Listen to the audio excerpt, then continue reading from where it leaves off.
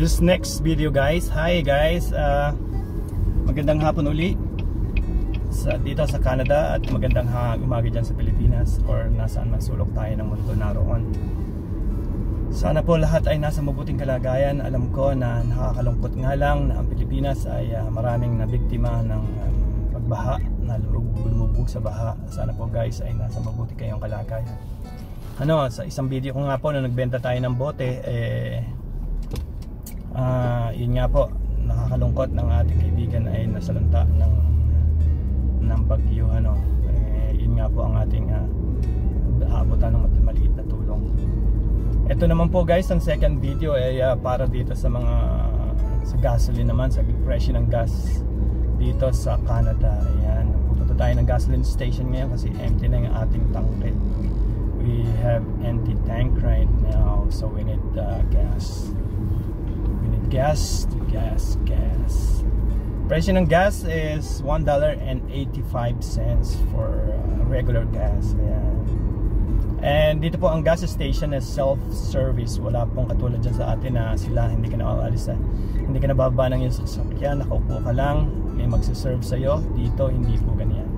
Dito ay kayo ang bababa, kayo ang magtatank, kayo ang magbabayad sa machine mismo or sa pump mismo. Doon kayo magbabayad. Ayan. Hindi po katulad dyan sa atin na sila po ang gagawa sa inyo, lilinisin ang inyong salamin. Ayan, dito hindi. Tapos self-service guys. Pakikita ko sa inyo guys kung paano ang self-service nila, kung paano gawin at kung paano mag-pump. Easy lang po guys kung anong ginagawa na ng mga crew ng ating gasoline station dyan. Ganyan din ang ating gagawin dito. Lilinisin natin ang salamin at magkakarga tayo sa tangke mismo ng regular gas. Ayan. So yun guys, mausok pa rin dito sa Canada for almost 1 week now. Ang wildfire ay kumalat ng kumalat, lumawak ng lumawak. Mahigit 200 wildfires sa BC, British Columbia and Alberta. Kalahati nun ay out of control. Hundreds of hectares ang nasusunog. Talaga pong napakalawak na kabubatan or kakahuyan ang nasusunog. Kaya yun ang problema dito sa Canada during summertime. Ayan. Talaga po sigurong ganon ang buhay. Ika nga may up and down ng ating buhay. Ayan. Maraming mga pwedeng gawin pag summertime here, but dahil nga dito sa wildfire napakahirap lumabas dahil sa usok. Natatandaan nyo guys yung last video ko nung Saturday, mausok na yun dahil sa wildfire. Ngayon naman hanggang ngayon may mga wildfire naman guys, hindi natitigil yan hanggang December na yan, sometimes hanggang hanggat hindi bumabagsak ang snow. Ayan, may wildfire. Yun ang nakakalungkot. Ngunit anong ating magagawa? Yan ay kalikasan. Yan ay ang sunog na yan ay nagmula man-made at saka ang most of them ay lightning. Ayan, lightning, thunder, lightning. Ayan. So guys, malapit tayo sa tayo ng Shell station today.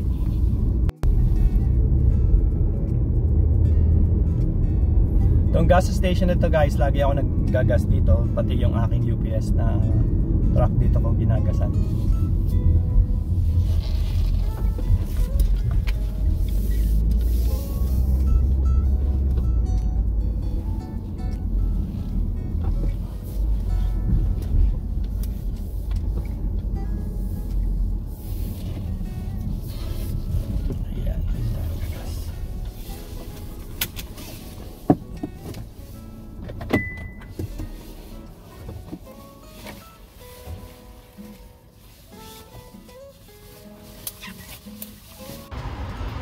Yan guys, ang presyo ng gas ngayon. Diesel is this one.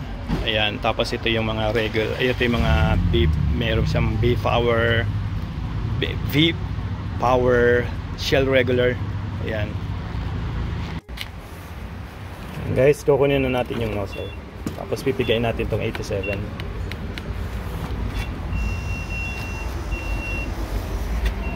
Tsaka ilalagay natin dito.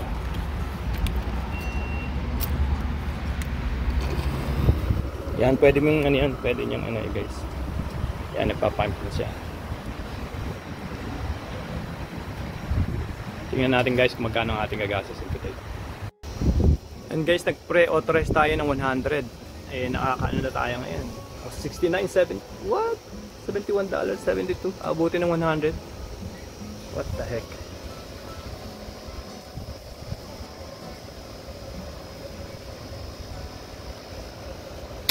Oh, 83. Okay, 83. Okay, tingnan natin guys kung madadagdagan.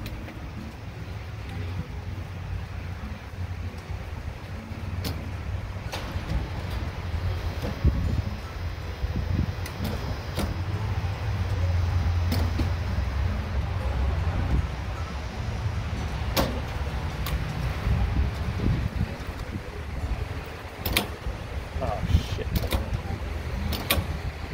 15. Yan, 15 lang guys, 15. Saan natin lalagay, babalik. So ang empty natin talaga, ang empty ng tangke ko $87, 54 liters. Shit. Fuck. Sorry.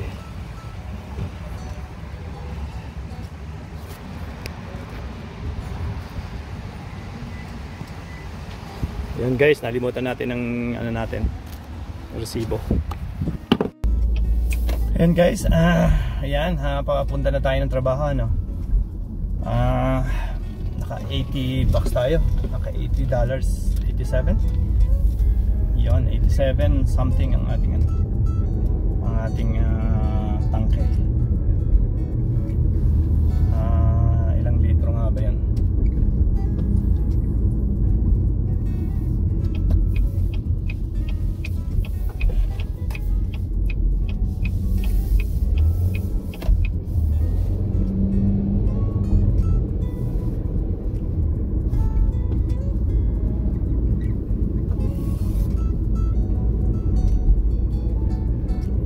Ayun guys, gusto ko lang idagdag yung ano no. Kung marami kayong napanood sa YouTube na about Canada o uwi na ako ng Pilipinas, yung uwi dyan sa atin, mag for good, ayoko na sa Canada. Napakarami ko na nakikita ng videos na yun guys na napapanood. Guys, ang masasabi ko lang, kung gusto niyo magpunta dito sa Canada, pumunta kayo. At napakaraming trabaho talaga akong trabaho. Dito nyo guys makukuha yung luho na gusto nyo sa buhay. Ibig sabihin napaka-easy lang. Basta nga, naulit-ulit ko lang, may mga previous videos ako, no? Basta may trabaho kayo, walang problema dito sa Canada. Ito, tulad ng dinadrive ko na to, is 58,000 Canadian na utang ko. May trabaho kayo, okay lang naman kasi na nababayaran nyo, di ba? Ganun naman talaga dito, kasi hindi ka rin, kung may pera ka rin naman na 58,000, hindi mo rin mabibili ito eh. Kasi hindi naman sila papayag. Madalang, or yun nga, napaulit-ulit kasi sinasabi sa video, madalang ang nadinig ko ng ganoon. Dadaanin mo pa sa media para lang bigyan ka ng cash na car. Ang tradition talaga is loan of finance, bank finance. Ganun lang talaga ang ano. Pero yung mga sinasabi ng mga ating kababayan, hindi ko lang alam at maubos maisip. Bakit nyo sinasabing, oh walang kwenta sa Canada, oh magpo-for good na ako sa Pilipinas. Guys, hindi nyo naman sinasabi kasi yung totoong dahilan, yung anong story behind that. Yun ang bakit nyo. Kaya nga guys, invite ko kayo guys kung may gusto kayong pumunta dito sa Canada. So be it guys, kasi andito lahat ang gusto nyong magagawa nyo ang ginagawa ng ating mayayaman yan. Mag-golf kayo, mag-tennis kayo, lahat ng recreation, mag-mountain climbing kayo, lahat ng yung recreational activities magagawa nyo dito. Lahat ng sports magagawa nyo rito. Everything guys. Ang hindi nyo lang magagawa guys ay bumili ng Ferrari. Kasi ano pa lang yan sinasabi ko nga, insurance pa lang yan, talagang hindi po pwede na kayo mag-own yan. Pwede, insurance pa nga lang yan, thousands of hundreds of thousands na, or 25,000 ang amount yata ng ano na yan, ang insurance ng mga yan. So yun lang hindi niyo magagawa, ang bumili ng luxury ship, yan ang hindi niyo magagawa. Pero everything na ng Pilipinas, magagawa niyo rito. Yun lang hindi nyo magagawa. Lahat ng mayayaman dyan sa atin, magagawa nyo rito. Kung ano yung gusto nyo. Yun lang. Yun ang kung gusto nyo pumunta, huwag kayong madi-discourage sa mga dinig nyo sa ating mga kababayan Pilipino. Kaya naman umuwi yan guys, meron silang income, like yung nadinig ko, uwi na sila, nag-YouTube sila guys ito yung kanilang income o edi magfo-for good na nga dyan sa Pilipinas. Tapos yung isa naman umuwi, ayoko na sa Pilipinas, sa Canada, dahil ang mahal ng ano, kahit saan kayo magpuntang mundo guys, sulok ng mundo, mahal talaga lahat, expensive. Katulad nga nito guys, magkano na ang niload kong gasolina rito guys, $80 na agad yan, $87 na agad, di ba? Siyempre, kailangan may trabaho kayo kung kayo magluluho. Yun lang naman Ibig sabihin dyan sa Pilipinas, nakatrabaho kayo sa Wendy's, makakabili kayo ng kotse. Dito, yung barkada ko, kadarating lang. Wendy's lang siya guys. Ang ang dinadrive niya is yung luxury, yung Jeep Compass, Jeep Compass yung guys, Wendy's lang siya nagtatrabaho. Yun ang sinasabi ko. Dyan sa atin, maputi na ang buhok nyo sa Wendy's, hindi kayo makakabili kahit bike.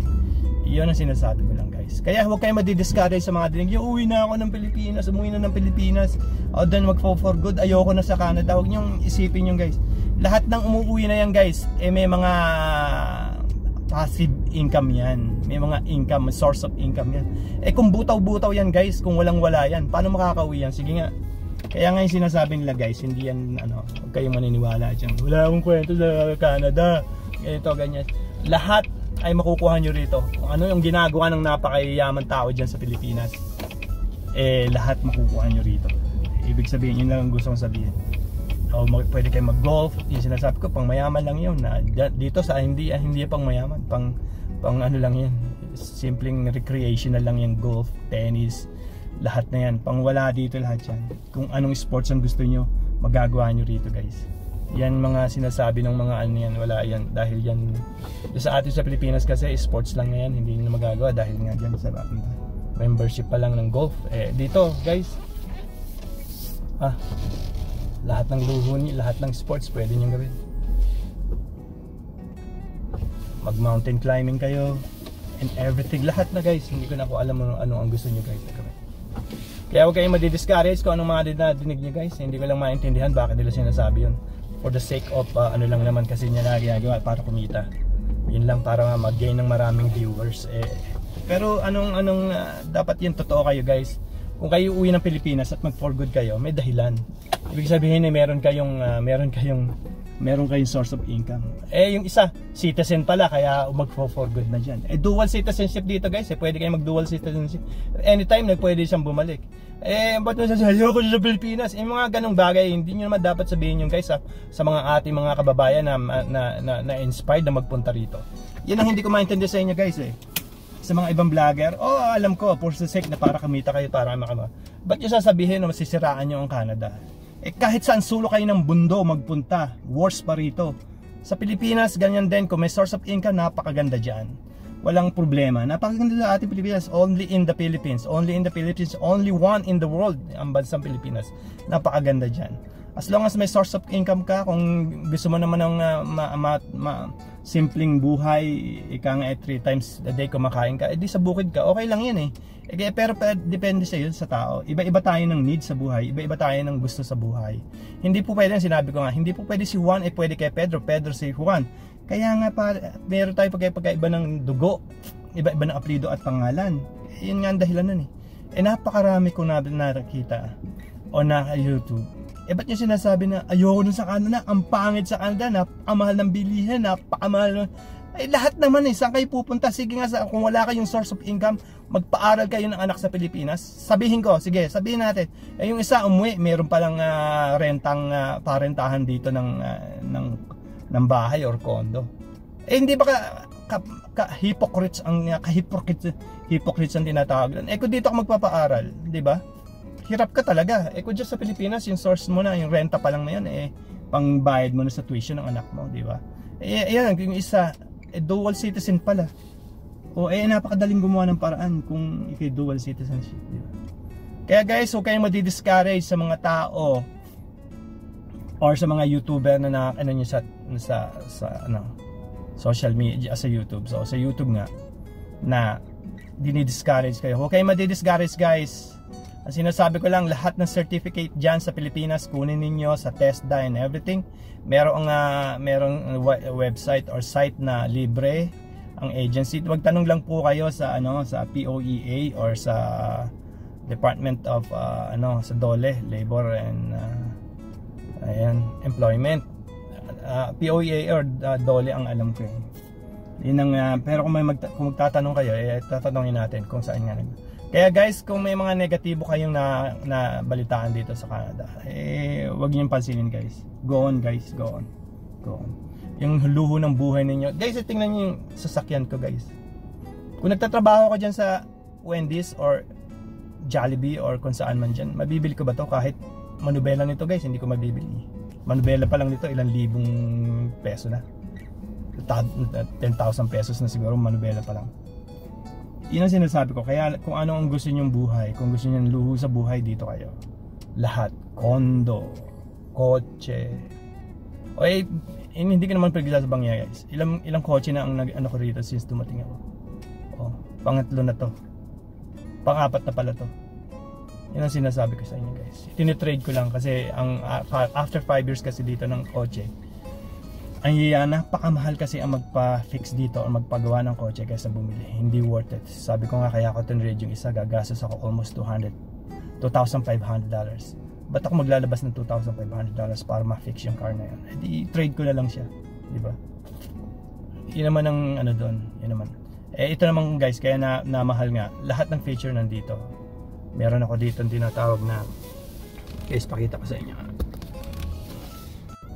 Ayan guys, kung nakita nyo yung hologram ba to, itong mirror na to, ito lahat ng information na kung saan, kung meron kayo dito sa dashboard o dito man, hindi nyo kailangan tumingin dito. Lahat ng alert o ng features nandito na, dito sa maliit na na to. Ito ay bumababa at tumataas pag pinapatay mo. Turn off natin. Ayan, bababa siya guys. Ayan. Tapos pag in-on natin, tataas lahat yan.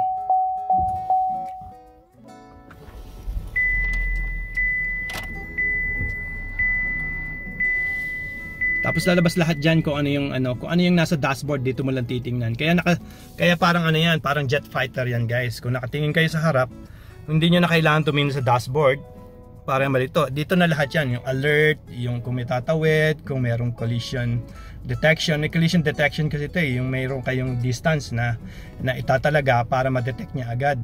Or pagka naka-cruise control kayo, pwede nyo bitawan ng manubela, walang problema. Kaya lang, delikado. Kaya hindi nila advise na bitawan ng manubela. Kung nakakatulog kayo, hawak nyo manubela, magigising kayo na lang agad kung ang manubela ay lumiliwa na or kumakanan o kumakaliwa. Dahil vibrate kayo sa upuan. Yun ang aking signal. Yun ang aking signal. Let's say kung inaanto kayo na pihit nyo yung manubela, naka-cruise control kayo, hindi kayo papayagan ng manubela na ipigil mo or i-turn mo sa right or left kasi nga naka-cruise control kayo, naka-program na siya.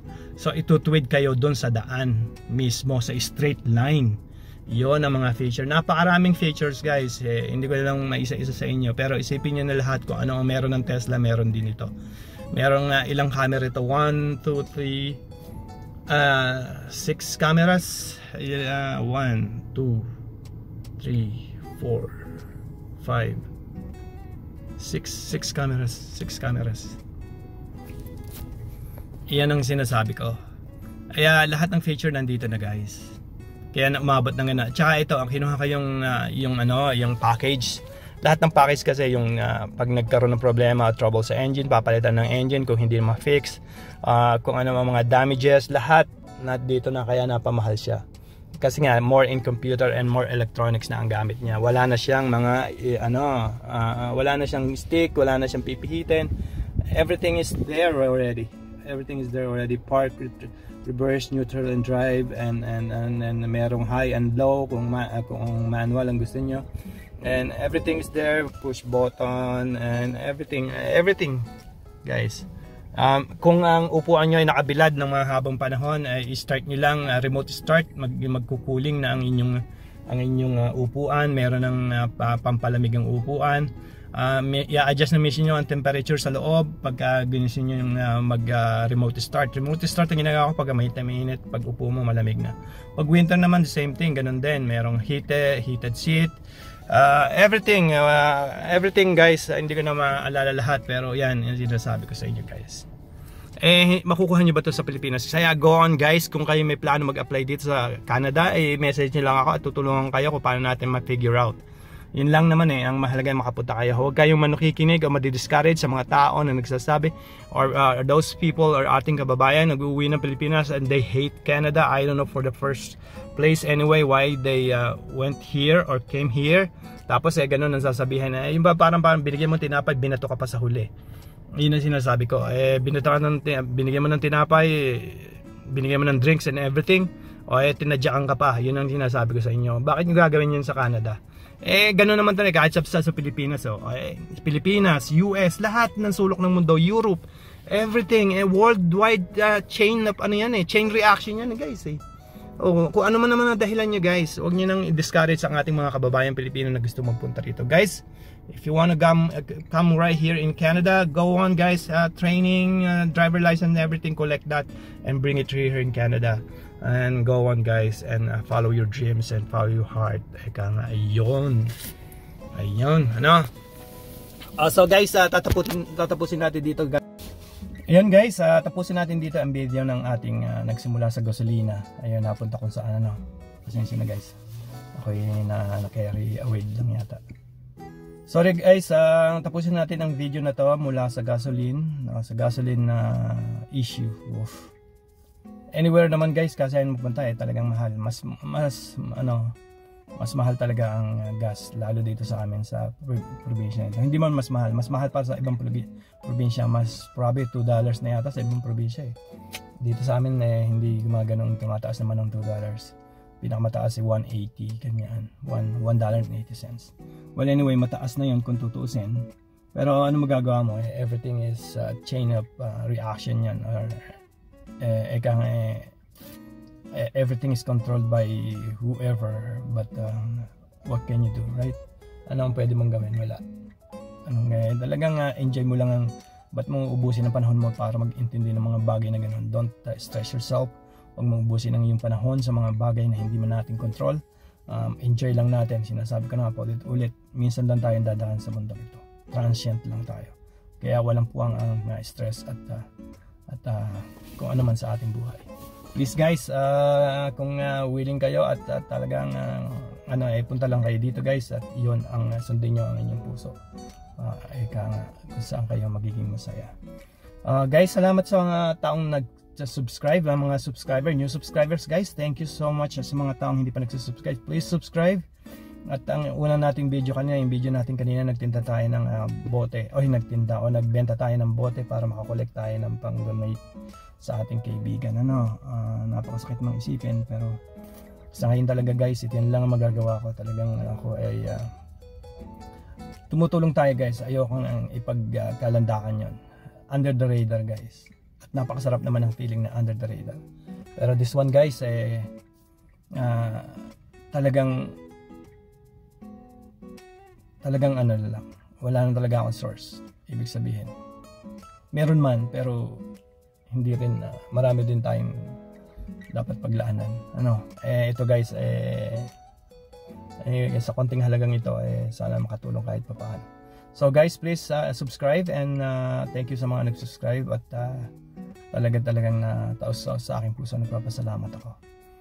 Salamat guys, at magkita-kita tayo sa muling video, at gabayan tayo lagi ng ating may kapal, at sorry guys sa mga taong masalanta ng kalamidad. Basta ang mahalaga guys siguro ay buhay tayo at ay nandito pa sa mundong ito. Sorry guys.